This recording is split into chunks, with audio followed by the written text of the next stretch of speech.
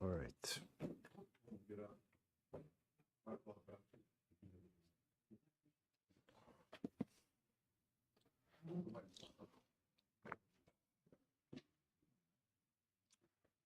All right, Shabbos say good morning. Good morning. Let us begin. Begin by thanking all of our sponsors. To thank our Talmud Torah sponsors for the month of Adar, Dr. Steve and Terry Zinn, for dedicating all the Sherman Joshos this month in memory of Terry's father, Dr. Harry Khan, Zvi Hirsch, Ben Yosef HaKohen. To thank Paul and Kathy Pollack for dedicating all the Sherman Joshos this month in memory of Paul's grandparents, Zachariah Ben Zachariah and Dina Bas Pesach.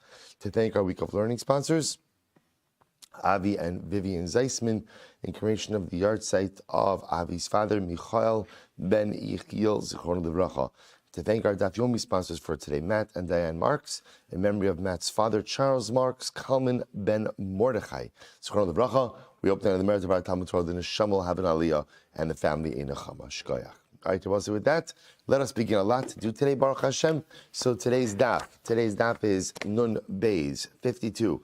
We are picking up Emir Hashem on 51b. 51b. So the truth is, we actually left off Nun Aleph on Beis. We actually left off a little bit. We'll start a little bit early where we left off. We're going to start with Tani Ula Bar Chanina. So we'll say it is 2, 4, 6, 8, 10, 12, 14, 16. 18 lines up from the bottom. We actually got further in yesterday's daf, but let's just start it here, just Emir Hashem, just to get started. So the Gemara says as follows: Tani Ula Bar Chanina, Meis Shechaser. If you have a corpse that is deficient, so now in actuality there is a piece missing from the body. So what's the halacha? In lo rekev. So we'll say first of all, there is no din of corpse dust for a deficient corpse. Next, velo tfusa. Well, we saw about this yesterday. This is if you go ahead and you move a grave. So the halacha is you have to take all the loose earth around the body as well as 3 fingers breadth of earth, we'll call it virgin soil all around it. Velo shchunas kvaros. And the halacha is if you find 3 graves within dalar amas of each other, you have to assume that maybe this is a burial ground and therefore have to search for graves at 20 amos out. So what the Gemara is saying, what Ula is saying is like this: if you find a deficient corpse, halacha lemaisa, again, all of these halachas don't apply to such a body. So Meisvei, say now, of course, what we're all about. What are we all about?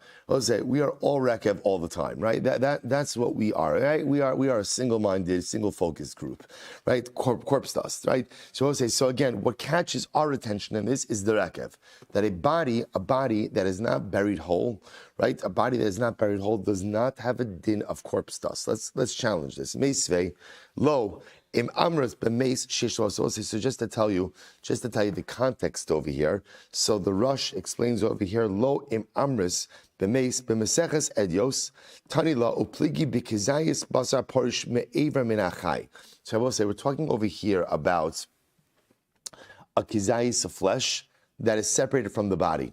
So I will say, so specifically kizayis of flesh from a living person.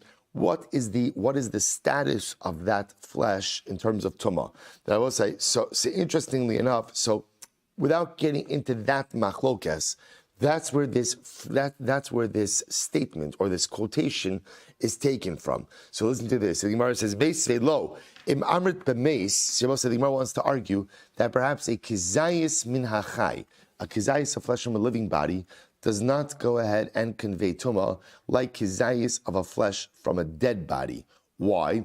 The Gemara says, "Im loim amrit b'meish sheyesh lo rov," because remember again, a v'rov v'rova. So ultimately, again, so the halacha is that a dead body is subject to the law of rov and also the law of rova, which is a quarter kav of bones, or malei tarvad rekev, or a ladle full of corpse dust. Tomar bechai shein lo rov v'lo rova v'lo malei tarvad. Right? Ultimately, again, a living person is not subject to any of these halachas. So I'll say what we're focused on is as follows: rekev hechi dami. Now, what's the case of rekev that the Gemara is talking about over here? The arkiv chad aver. We must be talking about again where there's decomposition of one limb.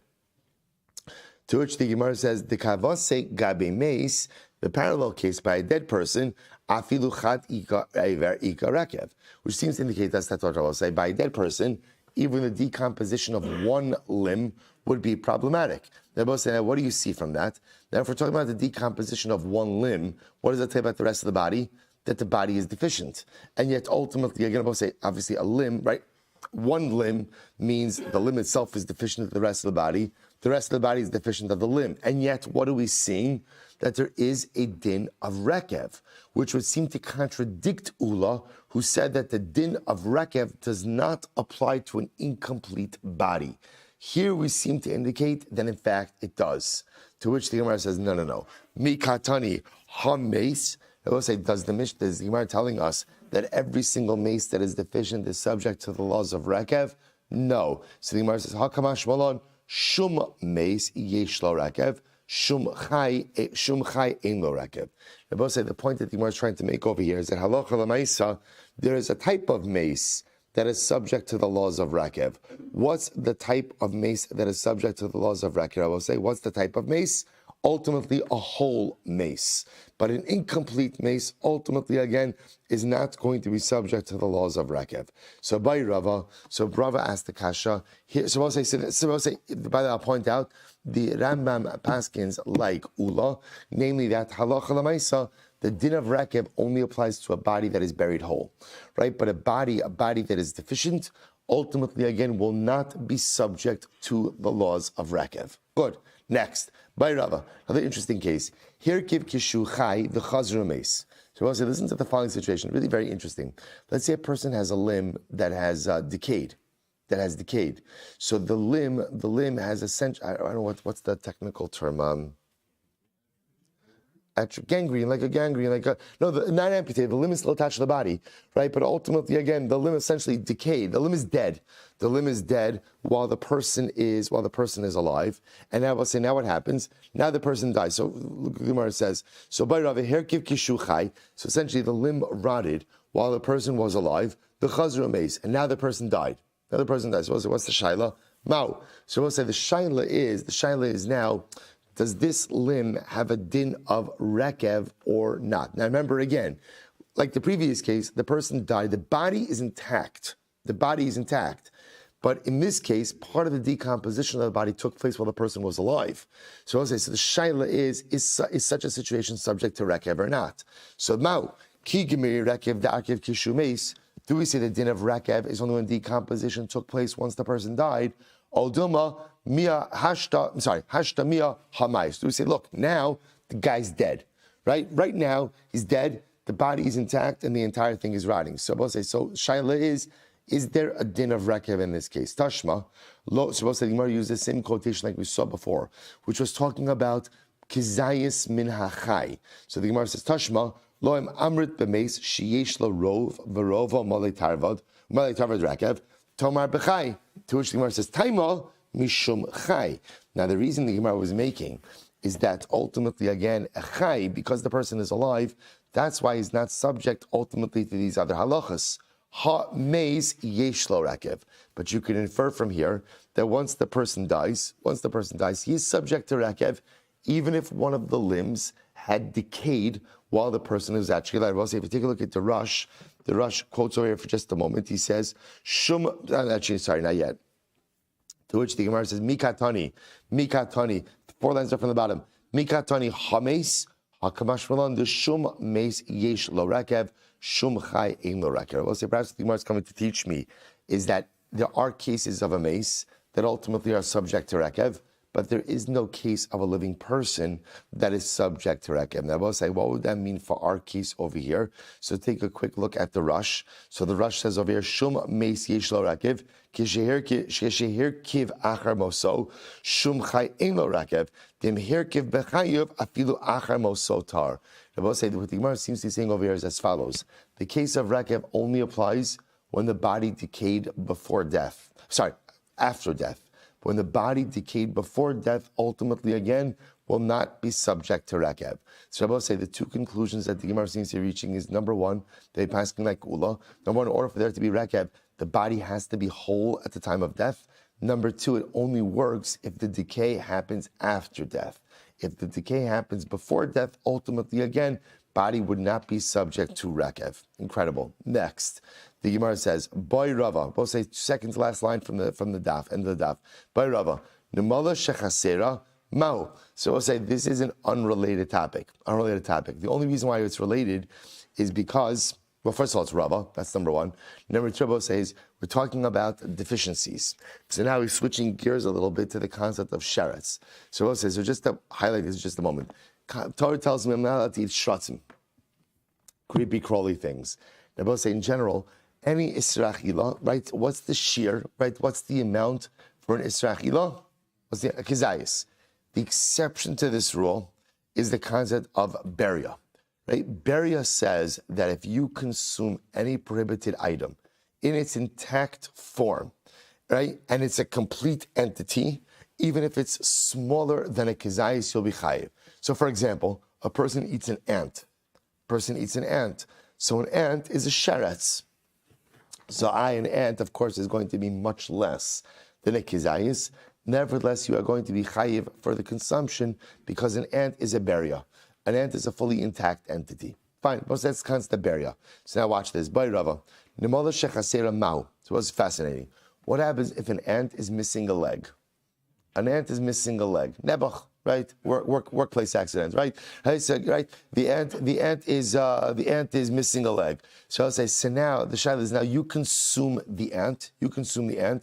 Are you chayiv or not? So I'll say if you take a quick look at the Rosh for just a moment. By Rav Namala shechasera mau. Damar perik eluhin alokina ochel namala kol shu chayiv. Afapi she'in b'ke'adasha kizayis v'chele inyan tuma nami umibayle. Im miktitzu ragleha shadayin yechole lichios im yesh shem beria alav. So we'll say if a leg or legs of the ant were removed in a way that the ant could still survive. So halacha l'maisa again, does the ant still have beria status or not? So the Gemara says, what's the shayla? Mau shiura gemira la'avaha chaser. So we'll say, do we say that? Listen, the shear for an ant is a complete ant. And therefore, if you eat a legless ant, then what? It's deficient in the shear, and therefore you're not going to be chayiv. Oh, beria gemiri la'avaha, or maybe not. Maybe the definition will say beria is what? Is an ant that has the ability to live. Does this ant have the ability to live? Yeah, absolutely. So I'll say that's a shayla. So so the Gemara says, oh, beria gemir la'avaika. Or maybe it just has to be a beria. Definition of beria is that it has the ability to live, and that indeed, that criteria has been met. So we'll say that's our shayla. Do we say that it's a din and a shear, right? And the shear ultimately is a complete ant with all of its legs, and therefore that's deficient over here, and therefore he won't be chayiv. Or no, the din is beria. Beria means something that can live, and the ant can live even without its legs. Top of non base. I'm Rabbi Yehuda diskarta. So Rabbi Yehuda says as follows: Tashma, bohem. So I'll say the pasuk says Elu hatameim lochem b'chal hasheretz ba'kol nogea bohem b'mosamit mayer. It's talking about tumas hasheretz. Right? If you go ahead and you touch the sheretz, you become tummy. So it says, if you touch them, bahem. So I'll say, Yachabakulan, you might have thought you have to go ahead and come in contact with the entire sheretz. Tamalomar mehem. The pasuk says later on, the chola sheripol mehem. Mehem means from them. From them, I will say, means that what? Part of it and not the whole. So the Gemara says, Tamalomar mehem. Imehem yachol miktsasan. You might have thought just part of the sheretz should be metame. Tamalomar bohem. So both say, when it comes to the sheretz, I have contradictory terms. Torah uses lashon of bahem, which sounds like the entire sheretz. Then he uses lashon of mehem, which sounds like part of the sheretz. So which one is it? Do I need contact with the whole sheretz, with part of the sheretz? What's the pshat? It's haketzad. So I'll say, how does this work? To which the Gemara says, 3 lines down from the top, non beis medalef haketzad ad shiga memiksasan shehu kakulon. So I'll say the halacha is that there will not be chiyuv until you touch part of it that is like the whole of it. I will say, now, what does that mean? What does that mean? To which the Gemara says, V'shiru chachamim ke'adasha. Chazal said it's the size of a lentil, right? That there's ultimately only going to be some type of result or some type of impact when you touch a sheretz that is at least the size of a lentil. Now, both if you look at the Rosh for just a moment, V'shiru ke'adasha, The Rosh says, Dahainu miktsasal, the karinan be bohem, lefisha chomet, tchila briyasa b'chadasha v'hu shalem. So we'll say, so the minimum amount of sheretz for which there is liability will be the amount of an adasha, will be the amount of a lentil. Now we'll say, now where does that come from? Sheken hachomet, tchilas briyasa b'chadasha. Because ultimately, again, we'll say the chomet, which is a type of sheretz, right? The chomet, when it's born, when it's created, ultimately, again, is the size of a lentil. So we'll say, so the chomet, therefore, is the smallest sheretz, and at birth, it is the size of a small lentil. So that becomes the minimum shear for sheretz impact. Then I say, now what do you see from here? Shmamina shiuri gemirila. Now I say, now the fact that we say that the minimum size of a sheretz that could generate liability is the size of an adasha. Why? Because a chomet, right, when it's born, is the size of an adasha. And I say, now the truth is, there's something smaller than an adasha. What's smaller than an adasha? A chomet without legs. So it's a good riddle, right?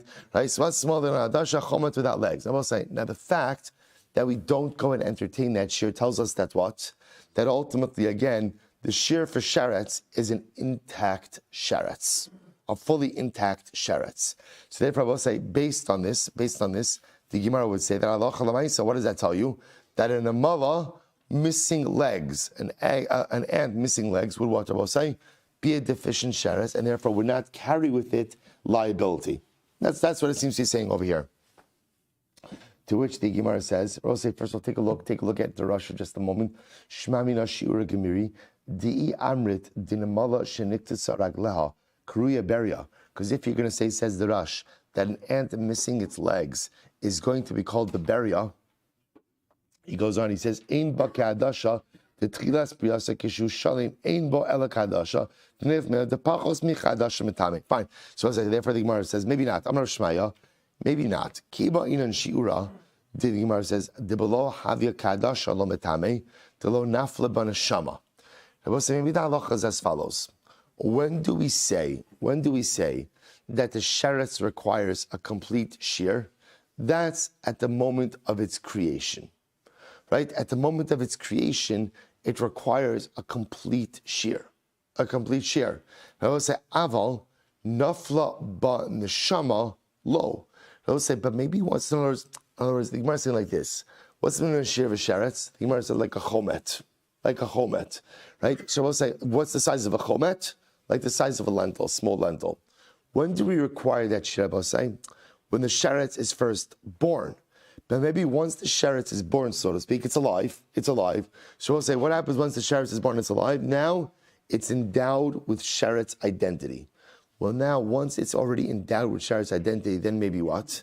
Maybe if it becomes even a bit deficient, it still retains that identity. But see, you hear what we're saying over here? In other words, to get sheretz identity, you have to meet a certain threshold.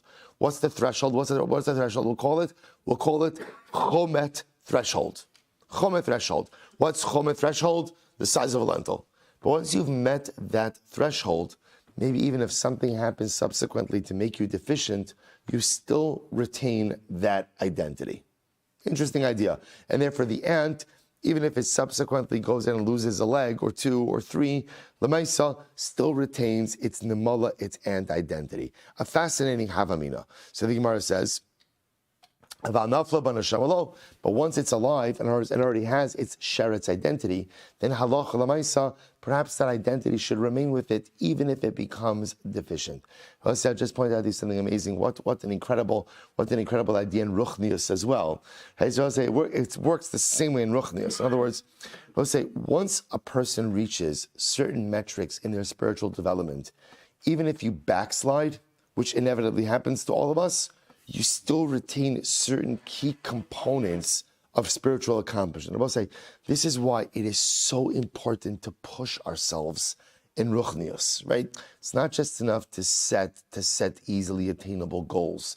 A person has to push themselves, because what ends up happening is, if I push myself and I attain something, even if I subsequently backslide, that certain aspects of that spiritual attainment and that spiritual accomplishment remain with me even if I become deficient. Right? Because like the ant, what often ends up happening in life, I go ahead and I'm doing my thing, right? And I'm accomplishing, and then what happens?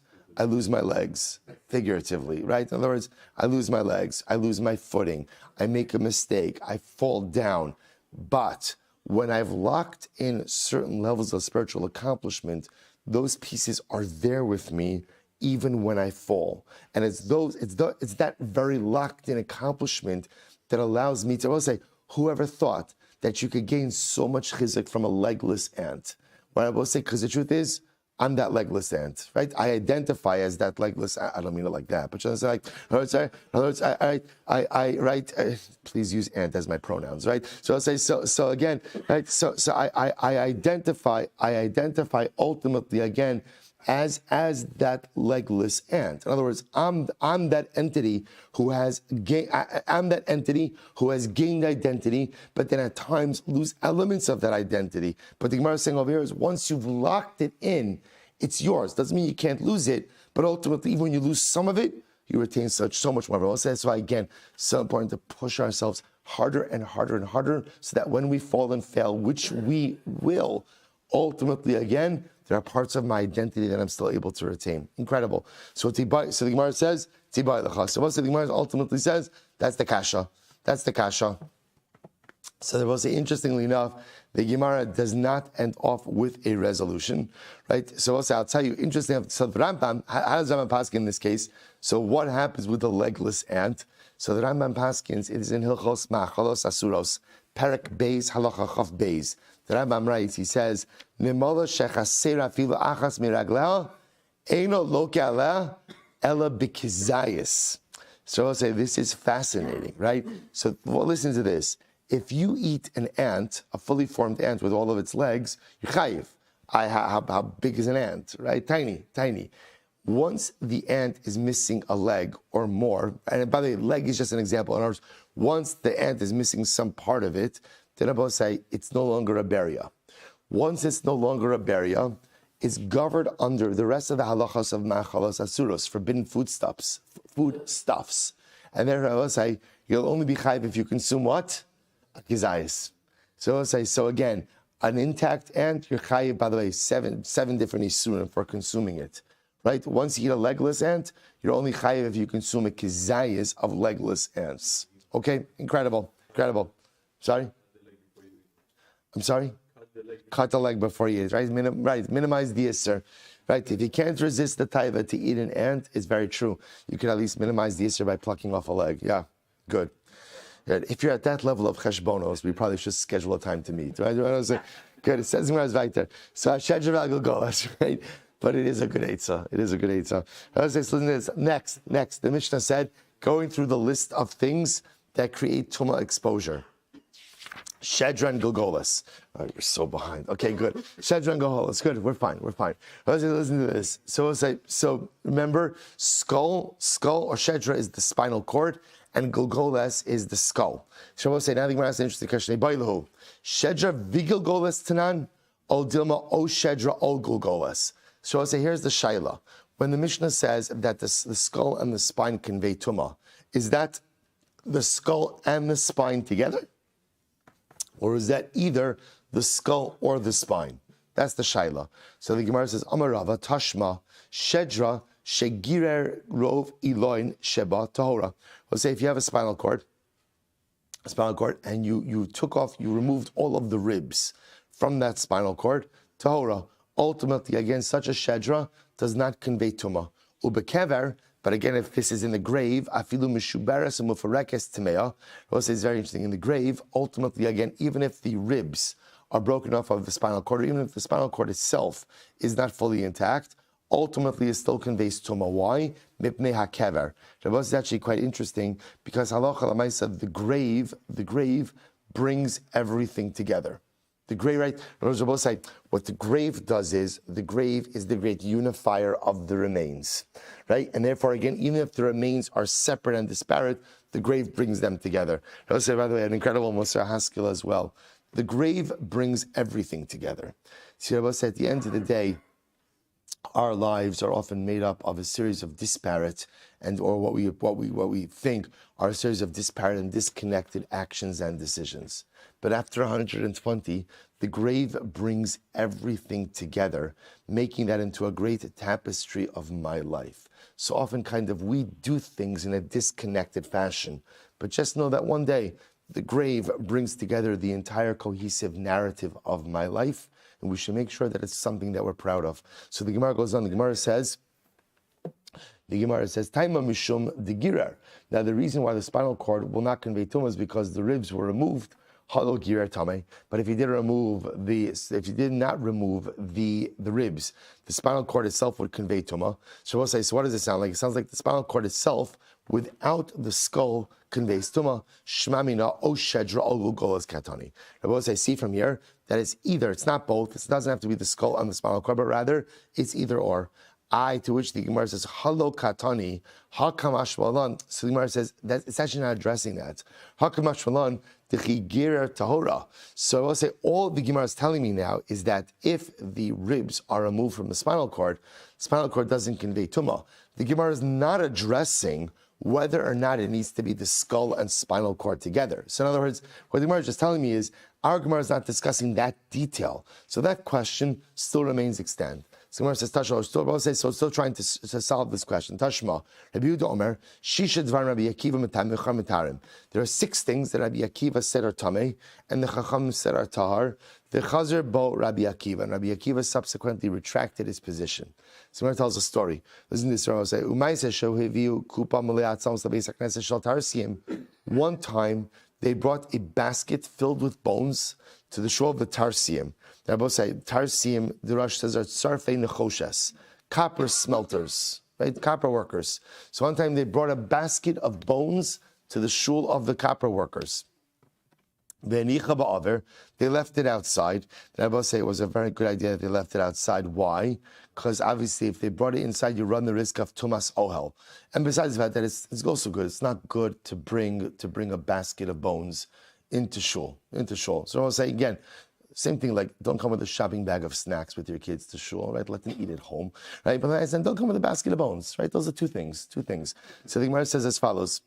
The Gemara says, so ultimately, again, v'nichu ba'aver. So they left him outside. V'nichu ba'aver. V'nichnas todos harofe v'chalarofim imo. And we'll say, so Todos, the doctor, and some other doctors came along, and we'll say, now what are they trying to examine over here? What they're trying to figure out, we'll say, is, remember, to a layman, all you see is a basket of bones. You don't know what the bones are. And we'll say, what else don't I know? I also don't know one body, 2 bodies, like what's going on over here. And remember, as we've seen before, all of that could have a potential impact, lagavi tumas meis. So Todos and these other doctors came with him, right? Va'amru ein kan shedra mimeis echad. There is not an intact spinal cord from one corpse. So both say, Taimo deleka shedra de mechada. They both say, now the reason ultimately, again, that this did not convey tumah was because there was not an intact spinal cord from one mace. So the Gemara says, Ha'ika, o shedra, o golgolas de mechada, Nazir megaleach. Sounds like from here, had there been an intact spinal cord or an intact skull from one mace, that would have been the type of tumah that would have required a Nazir to shave. In other words, to end his Ned Naziros. So we'll say, what do you see from here? Shmamina, O Shedra, O Golgolas Tanan. We'll say, what do you see from here? How should you read the Mishnah? So we'll say, either one. In other words, you see from here, from Todos' testimony, I don't need a spinal cord attached to a skull in order to convey tumah. Rather, it's either a spinal cord or a skull which conveys tumah. The Mishnah says, no. Lomi by Kamar. Lomi by Shedra v'Golgolas Meis Echad Leka Ela Afidu Shedra Meis Echad or Golgolas Meis Echad Leka. And I will say that's not what Todos was saying. Todos was saying not only is there not an intact skull and spinal cord unit together, but there's not even an intact spinal cord or a skull from one mace. So I will say, so therefore, again, the Gemara says you can't bring a raya from the statement of Todos. Next, Tashma. Miminyara. So the Gemara says, Umahin, Shisha Dvarim Rabbi Akiva Metam Cham Tar. So we'll say, so remember again, the Brisa said before that there were 6 things that Rabbi Akiva was Metame and the Chachamim were Metar. So we'll say, so remember again, just to keep our focus, we're focused on one simple question, which is, the Mishnah says that exposure to a skull and spinal cord ultimately, again, is the type of tumah that would cause a Nazir to end his Nazirus, have to start over, and go through all of the shaving and sacrificial rites associated with tumah. I will say, now what's our shayla? How do you read the Mishnah? Is it Gulgoles V'Shedra? Is it skull and spinal cord? Or is it skull or spinal cord? So I will say, so now watch this. We said before, 6 cases Rabbi Akiva said Tameh, Chacham said Tar, and Rabbi Akiva retracted. Rabbi says, what are the 6 cases? Here we go. Alever min hameis, Sheba Mishnei Mesim. So let's listen to this. Very interesting cases. Let's say you have a limb that came from 2 corpses. And I will say, now what does that mean? What does that mean? So I will say, if you take a look, I'll just say this outside. So the case here I will say is, if you can imagine, you have an arm. You have an arm that came from a corpse. So I will say, but in this case, the reconstructed arm came from 2 corpses, right? So you have a half an arm from corpse A, half an arm from corpse B, but together, they form a fully formed arm. So I will say, so now, right? So Al Iver min Hameis Sheba Mishnei Mesim. That's case 1. Case 2, Al Iver min Hachai Sheba Mishnei Bnei Adam. Or I will say you have a limb, right? A complete arm, but again, half of that arm came from Ruvain, half of it came from Shimon, who are both alive. But together, the 2 parts of the arm form a fully formed limb. Next, Al Chatzi Kav Atzomas Sheba Mishnei Mesim, or a half a kav of bones, which came from 2 corpses. Or revius dam haba mishnayim, or we actually saw this case before, or revius of blood that came from 2 corpses. Va etzem kisaora shenechlak l'shnayim. Or I will say, or ultimately again, a bone fragment that is the size of a barley kernel that ultimately again that was split, that came from 2 masons. I'm sorry, shenechlak l'shnayim. This case is it was split into 2. Vashedra v'halgogolas, and ultimately again the spinal cord and the skull. So I'll say these are the 6 cases in which Rabbi Akiva argued with the Chacham. Rabbi Akiva was metame, Chachamim were mitayer. Rabbi Akiva subsequently recanted. Amud Beis. So the Gemara says, 1 second. These sagadaytcha o shedra o gulgoles. But if you want to tell me that it's a case of not shedra and gulgoles together, I will say, but rather what? Either, in other words, they're independent. They're dependent. Then I will say, hani shiva havyon. It's not 6 cases. It's what? It's 7 cases. In other words, I will say, in other words, if you read the Brisa as Shedja, bless you, as Shedja v'Gulgoles as 1, then 6 works. But if you understand, but that only works if you count spinal cord and skull as one entity for Tumah. But if, on the other hand, you entertain that Shedra and Gulgoles are independent of each other, they work independent of each other, then it's not 6 cases, it's 7 cases. To which the Gemara says, you're right. Ki katani kol hecha de pligi ale rabim. I will say the truth is, we're only including in this list cases for which there is a group which argues on Rabbi Akiva and not a yachid. Therefore, I will say we have to take out the case la fuki etzem kisaora. Take out the case ultimately again of the case of the bone fragment that is the size ultimately again of a wheat kernel. Why? The yachid to poligale. Because I will say, as much as this phrase of the Chachamim, it's not really that case. That case is actually only an individual who argues on Rabbi Akiva. Who's arguing on Rabbi Akiva in the case of etzem kisaora? Desanya. Etzem kisar shenechlach l'shnayim. If you have a bone fragment the size of a wheat kernel that was split into 2, Rabbi Akiva metame, Rabbi Yochanan ben Nuri mitayer. Rabbi Akiva says it's tamei. Rabbi Yochanan ben Nuri says that it's tar. So if I will say again, so just understand what's happening over here. Let's pause. Right? 6 cases in which Rabbi Akiva argues on the Chachamim. In these 6 cases, Rabbi Akiva says tamei, Chachamim say tar. Now, true, this subsequently Rabbi Akiva retracts his position and agrees with the Chacham. We'll say, what's case number 6? What's case number 6? Shedra v'Gulgoles. Now, I will say, now again, when you read that, it's placing Shedra v'Gulgoles in 1 unit, which makes it sound like what? Then Allah Lamaisa, Shedra and Gulgoles, spinal cord and skull are 1 unit. Okay, so I will say, so the Gemara says, so if you want to say, however, that Shedra and Gulgoles do not need to be connected, they're 2 separate things, that means they're 2 separate machloksim. If they're 2 separate machloksim, then what? There are 7 cases that Rabbi Akiva disagrees, not 6. So we'll say what we're attempting to do now is reconcile that reality with the number 6. So how do we get back to 6 in the Brisa? So therefore, answer number 1 is take out a case. Which case should you take out? The case of Etzem Kisaora.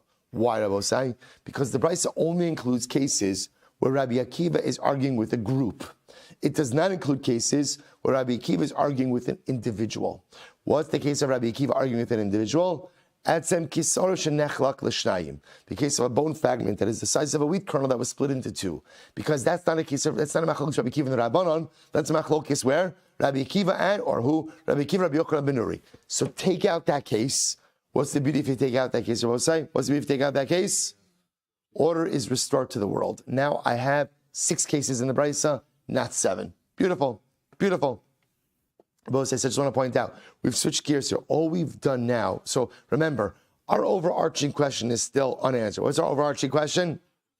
Skull and spinal cord, right? Shedron Lugolas. Do they have to be an intact entity together, or are they even matame separate? Ibai Sema, so it's another way to reconcile the Brisa. Ibai Sema, Ki katani evra min ameis, evra min achai, lo katani. So we'll say perhaps, ultimately, again, the Brisa only means to include evra min ameis, not evra min achai. Fine. So we'll say take out the case of evra min achai. And therefore, again, we're back to 6. Ibai Sema, possibilities, Ki katani, kol hecha de Nazir megaleach ala hilo. Further, we'll say could be the only cases included on the Brisa, types of tuma, that if a Nazir, that could ultimately, again, be metame a Nazir through tumas ohel. But any type of tuma, which would not impact the Nazir through tumas ohel, perhaps should be excluded. Therefore, what we exclude from here, la fuke, etzem kisora dilo. We'll say etzem kisora is not metame through tumas ohel, and therefore halacha l'maisa we could remove that, and therefore we're back at 6. The other possibility is kohecha the haderbe lafuki revius dam the lo haderbe. Oh, very interesting. Another possibility is also when it says 6, 6 refers to the number of cases where Rabbi Akiva changed his mind, and subsequently agreed with the Chachamim. But I will say there was one case where Rabbi Akiva did not change his mind. What was the case? Rabbi Akiva didn't change his mind. Revius dam. Rabbi say, remember again, what's revius dam? Revius dam is if you have a revius of blood that comes from 2 corpses. Rabbi Akiva said it's tameh. Chacham said it's tar. Rabbi say that's the one case Rabbi Akiva did not change his mind. After all, because we learned Amarle Rebbe, the Bar Kafra. Rabbi said the Bar Kapra or Bar Kapara, Lo tishne revius dam bechazara. Do not say that Rabbi Akiva retracted his position by revius dam. Shari limudo Rabbi Akiva biado. Because Rabbi Akiva's position, I will say, is still intact. Va'od hamikra messiah. Furthermore, Rabbi Akiva has a pasuk that supports him. You will say, what's the pasuk that supports him? Va'al kol nafshos meis lo yavo. Remember, we actually had this before. We had this before. We'll say the pasuk says, "Al kol nafshos meis." We'll say nafshos is plural. So Rabbi Akiva dashed. What do you see from here? That even a revius of blood that is made up of blood from 2 different corpses still has the ability to go ahead and convey tumah. So we'll say, so again, so just want to point out, so just to understand what's happening over here. So what the Gemara is suggesting is like this. Very exciting. When the Gemara says that there are 6 cases in the Brisa where Rabbi Akiva argued on the Chachamim, that refers to, in reality, we'll see how many cases are in the Brisa. How many cases are there? There are really 7, right? Because Shedra and Gilgol, that's really 2 separate cases we're suggesting. When it says 6, 6 refers ultimately again to the number of cases Rabbi Akiva changed his mind and came to agree with the Chachamim. But there's one case Rabbi Akiva did not change his mind. What's the one case? The revius of blood made up from 2 corpses. That case, Rabbi Akiva held his ground and said, no, that is metame. And the Gemara says, good, he held his ground, because truth is, he has a pasuk that supports that assertion as well. So the Gemara says, Rabbi Shimon says, Ad Yomav Hayimetame. Now, I say, by the way, who is this Rabbi Shimon? This is Rabbi Shimon Bar Yochai. This is Rashbi, right, who was a Talmud of Rabbi Akiva. Rabbi Shimon Bar Yochai says, Ad Yomav Hayimetame. All the days of Rabbi Akiva's life, he ultimately, again, was metame. He held his ground and he said that blood that comes from a revius of blood that comes from 2 corpses ultimately again is mitame. Im mishemes chazer bo eni odea. Look, if when he died he retracted, I don't know. Now watch this. This is incredible. Now, obviously, that statement of if he died when he retracted, it's like a shtickle sarcastic. So the Gemara says, Hushchuru shinav mipnei Tani Yosef. Rabbi Shmuel Bar Yochai had such remorse that he made a sarcastic statement regarding his Rebbe that he launched into a series of fast days. So many fast days that his teeth blackened from hunger.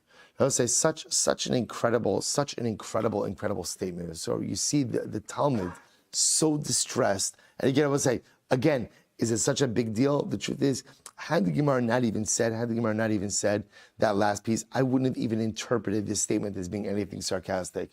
But from Rashbi's reaction to his own statement, you see that he felt that there was some degree, some little bit of cynicism or sarcasm towards his Rebbe. He felt that it was such a lack of kavod towards his Rebbe that he undertook these fast days. Absolutely incredible. So again, he writes over here, Rashi writes over here, Lefisha derech ginai hayo mishtaya leid Rabbi Akiva v'ara mishemeis chazarbo. He just felt he felt it was not the proper derech eretz, not the proper kavod, and somewhat disparaging of his Rebbe. Just incredible. So the Gemara goes weiter. So Tashma. So I just want to point out, so bottom line, okay, we reconcile the Braisa, we still have not answered our question, right? In other words, our overarching question of, do the spinal cord and skull work independently or together? So I'll say that we still have an answer. So Tashma. Beishamai says, Rova. Right? Ultimately, again, a quarter kav of bones have the ability to be metame ba'ohel. Rova tzavos minat samim. O mishnayim o mishlosha. So I'll say ultimately again. So if you look at Rashi says over here, Beishamai Omrim is right across. Rova atzamos minat atzamos. Sha'amru mishavatam ba'oel. Umazeh mishlishi kigon sheba mishnei atzamos. O mishlosha atzamos. Aval lo me'etzem echad.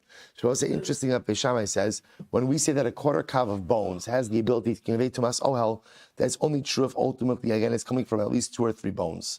Beis Hillel says, Rova min ha'gevia, merov ha'binyan or merov ha'minyan. Beis Hillel says it's either again the majority of the body, either ultimately again from the majority of the gevia from the body, or majority of the number of bones in the body. I'm going to be sure. We'll explain this in just a moment. Bishua says, I can reconcile the positions of Beishamai and Beis Hillel like one. Beishamai omrim, mishnayim o mishlosha. Beishamai says it has to be 2 or 3 bones. So the Gemara says, O mishnei shokayim v'yarek echad. It could be from 2 shin bones and 1 thigh bone. O mishnei yireichayim v'shok echad. Or it could be ultimately again 2 thigh bones and one shin bone. And I will say, what does that do? So it satisfies 2 or 3 bones, but it's also Rov Gofal Sha'adami Gova. Those bones also represent the majority of a person's height. And I will say, ultimately, again, you'd be able to reconcile both Beis Shammai and Beis Hillel's opinion together. Beis Hillel says, Beis Hillel Omrim, Min HaGevia Merov HaBinyan. Ultimately, again, the majority of the body, right, or majority of the height, or the height of the individual, or Merov Minyan, or the majority of number of bones, Hoil V'yeshnan B'mefarek Yadayim V'raglayim. Because we'll say, ultimately, again, it could also include in the tally of this, the joints of the hands and the feet. That would also comprise the majority of the body. Shammai Omrim, Afilu Etzem Min HaShedra Min HaGolgolas. Shammai says, even a bone from the Shedra or the Golgolas, even a bone right from the spinal cord or from the skull. So Gemara says, so what do you see from that? You see from that, I will say, by the way, all of that was just to go ahead and help us understand that what? It could even be a quarter kav of bones from the skull or from the spinal cord. So we'll say, what do you see from here? It's either. To which the Gemara says, shiny Shammai de Machmir. Ultimately, again, I will say, but you can't bring her out from here. Why? Because Shammai is Machmir. To which the Gemara says, Livshot mine taima Shammai Machmir harabanan adiiga shidra vigilgola. So we'll say, we're going to stop over here today because I don't want to. We already rushed a little bit. We'll stop over here today. We'll say, bottom line. We're leaving this unresolved. Although we'll say, we'll leave off actually with the proof / question. It sounds like from Beis Shammai that it's either Shedra or a Gilgolas. You don't need both. Resolution to this question. I'm Hashem tomorrow. Shkoyach.